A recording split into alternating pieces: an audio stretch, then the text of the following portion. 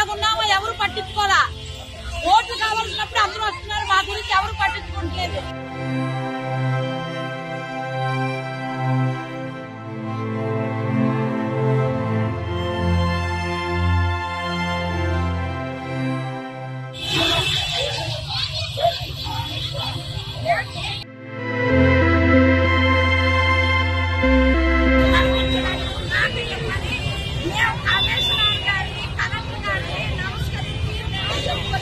నీళ్లు మునిగిపోయి మేము నాన్న ఇదైపోయి సామానులు అన్ని పోయి తిండికి లేక నాన్న ఇబ్బందులు పడుతున్నాం.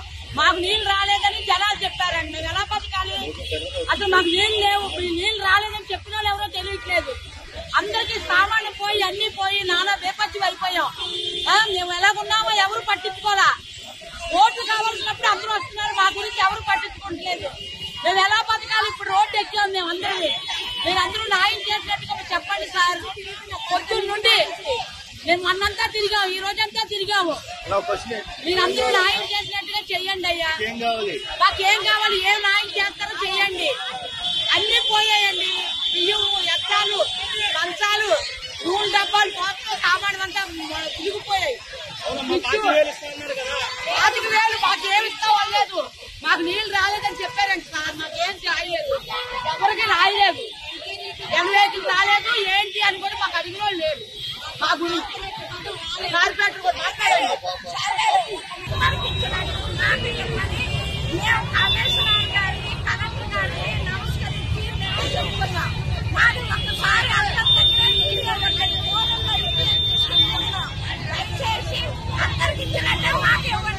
న్యాయం చేయండి, ఎంతో కొంత న్యాయం చేయమని మేము కోరుకున్నాం. మా ఈ పనులు తగ్గిపోయింది, ఇల్లు తగ్గిపోయింది. వచ్చి మా ఫోన్లో చూసి మీరు న్యాయం చేయండి. మా అక్క ఊరికే మేము దండాలు చేస్తున్నాం, ఎన్నిసార్లు దండాలు ఇల్లు చేస్తున్నాం. కాబట్టి మీరు ఒక్కసారి వచ్చి మా ఫోన్లో ఉన్న దానికే మాకు న్యాయం చేయండి.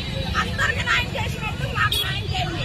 మాకు సభ్యులు గారు వచ్చారు, చూశారు, పెట్టారన్నారు.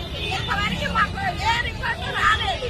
మాకేది పట్టించుకోవట్లేదు. దయచేసి మీరు ఒక్కసారి కమిషనర్ గారు, కలెక్టర్ గారు వచ్చి దయచేసి మాకు న్యాయం చేయమని కోరుతున్నాం సార్.